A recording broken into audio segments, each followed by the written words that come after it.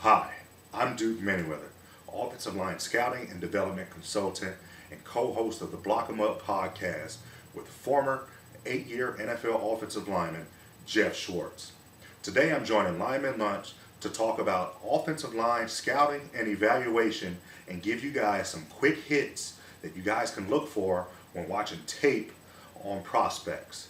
Now this is going to be for coaches, this is going to be for offensive linemen, and this is going to be for you inspiring evaluators out there.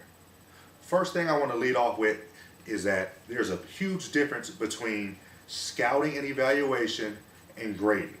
Scouting and evaluation is trait-based and critical factor-based, and is going to tell you or kind of give you a clue of the capacity for development for a prospect. Grading is typically done by offensive line coaches that know the end game, that know the key points to the schematics, that are going to give a grade that kind of gives an overall overview of how that player played in the game as far as production. Now, no matter who we're talking about, no matter who we're watching, every team is going to have physical traits that come into play when they're evaluating offensive line. Okay? Now, height, weight, and arm length are almost standard. Those three things are standard when you're talking about evaluating offensive linemen and size and physical traits for the position. Now here's the difference, is that a lot of teams will have different standards, high end of the spectrum, and cutoffs of where they want height for their tackles and height for their guards and centers. Same thing with weight. Teams will have a high end and a low end cutoff of where they want some of these weights. Arm length is typically non-negotiable, especially when we're talking about offensive tackles. Offensive tackles, typically they want to have around 33 inches or above, so that way it creates that natural space and that natural leverage for offensive tackles to maneuver on the edge when they're going against some of the elite type pass rushers coming off the edge on Sundays. Body type. Body type is important, and I'm not going to get into too many particulars in terms of what it all means, but you want to pay attention to the body type.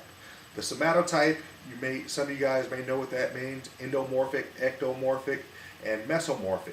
Okay, but just real quick, body types. What we're looking at, is he a lean guy? Is he a guy that can add weight? He's very muscular. Is he a fat body? Is he really soft around the middle? What type of body type is he?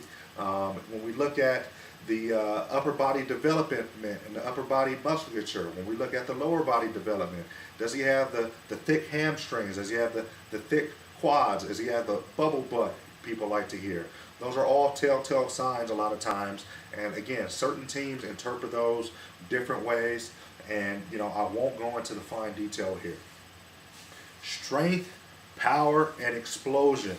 All key factors, okay? And that's almost for every prospect. Offensive line especially, there are absolutely vital points where offensive linemen have to be strong at.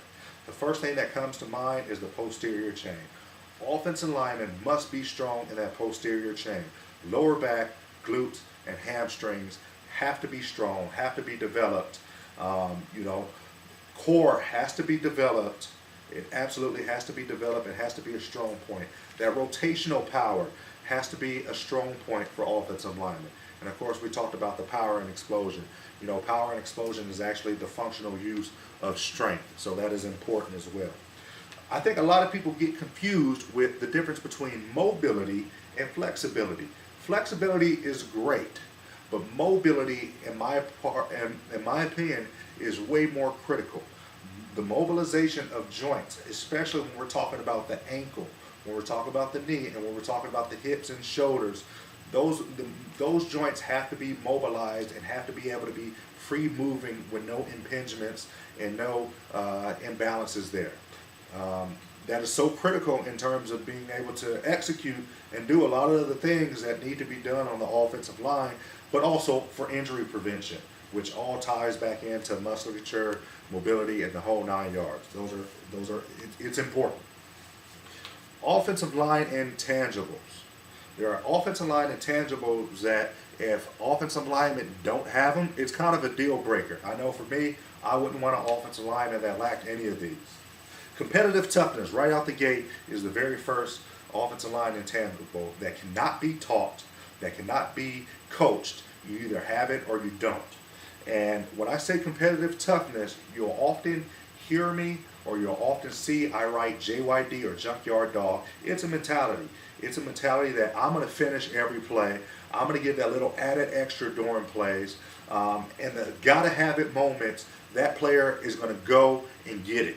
Okay? Those are things that oftentimes, if you have a player that's 1A and 1B, that player that has competitive toughness and is a JYD typically is going to get the notch above in my account. There's a few guys that come to mind when I think about that, when I've compared players, and what I saw on tape was just a little added extra that made me a little bit more confident in ranking that guy higher or saying, hey, this guy gets it. Work ethic, often abbreviated as WEEP, which is ironic and convenient for offensive line, because offensive line is 5 individuals, but we together in the room is what make up that unit. Now, work ethic is one of those things that are typically you can't see on film, essentially. But for you evaluators and for you coaches, if you get in the position to be able to talk to people that are around prospects, work ethic is one of those things that you need to ask about. What does this guy do? Does he do the necessary things to get better?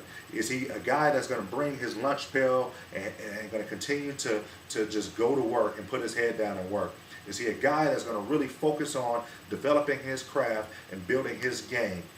Work ethic is so important and is intangible, in my opinion, that can't be taught either. Intelligence. Intelligence is kind of goes without really explanation here, but what I'm getting ready to tell you right now is going to bring intelligence full circle. People used to think that football players were dumb and stupid. Well, that could be so on some of the defensive linemen, but not us offensive linemen. Offensive linemen are some of the smartest players on the field. Now, when we talk about intelligence, okay, we have to talk about awareness, okay? We have to be aware of our surroundings. We have to be aware of what type of defensive shifts are happening. If we still spinning late and a safety coming over the top, we have to be aware of that. Okay, what that's going to allow us to do is, if we are aware and we identify, that's going to allow us to mentally process what's getting ready to happen. If we can mentally process what is getting to happen, take that in, filter it in a split second, that's going to allow us to play faster. So intelligence, awareness, mental processing, and then play speed. The ability to be able to mentally process and be awareness really is what directly relates to the play speed. Leadership. Leadership, in my opinion, can be fostered, but can't really be taught. And again, 5 individuals coming together as one to create a unit. Okay? And leadership is so critical. Offensive linemen have to be leaders in each and everyone's own right. Can't be really followers. Though we may stick together, there's no followers on the offensive line room. They're all individual leaders that come together as one. Execution is key. Now, execution can be seen on many different fronts. We're talking about executing the necessary blocks that may need to be done.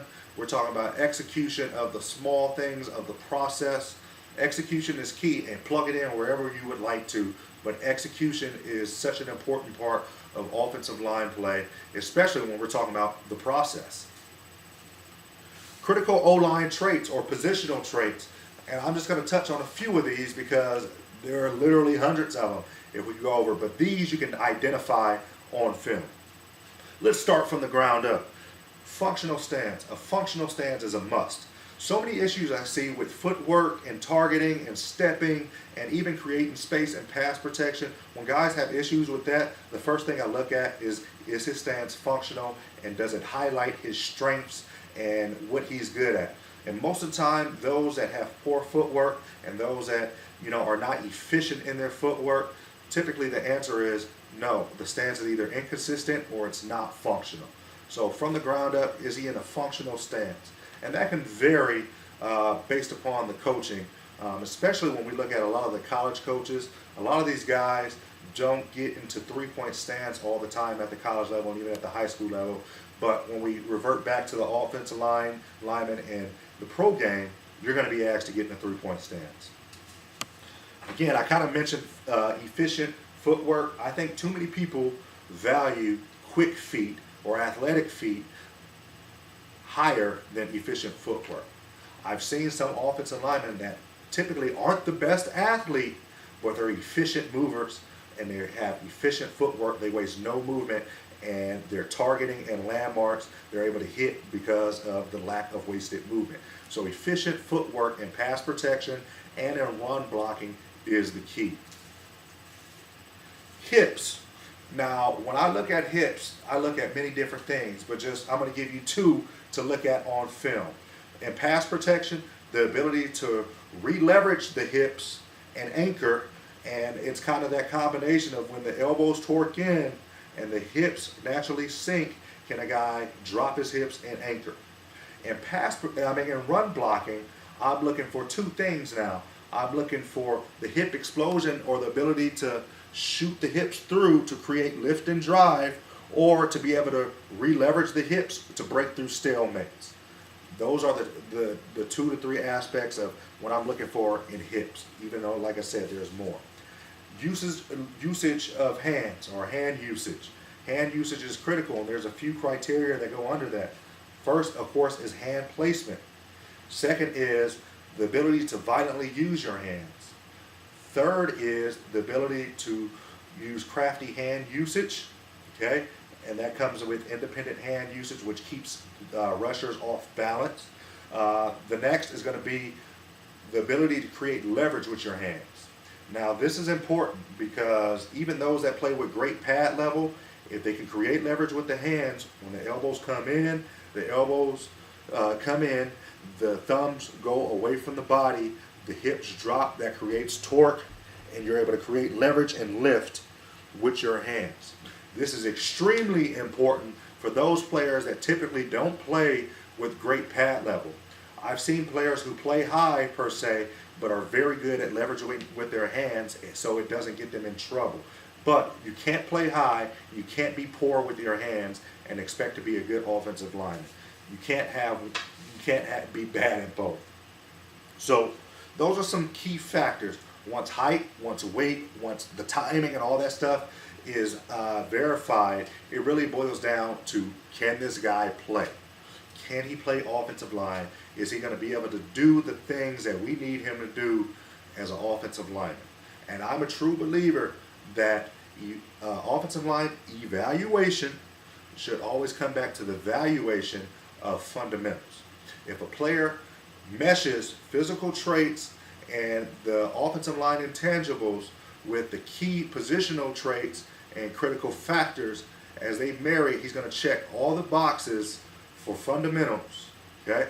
And when those boxes are checked, we have a prospect who has a better chance at excelling in any scheme on every given play.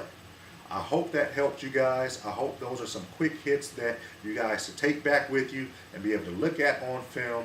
Until next time, eyes on O-line.